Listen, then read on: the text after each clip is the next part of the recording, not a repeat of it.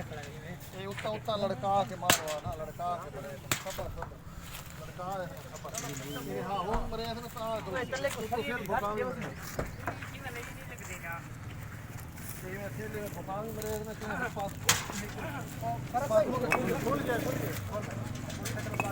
motorcycle अगला साल में और डाउन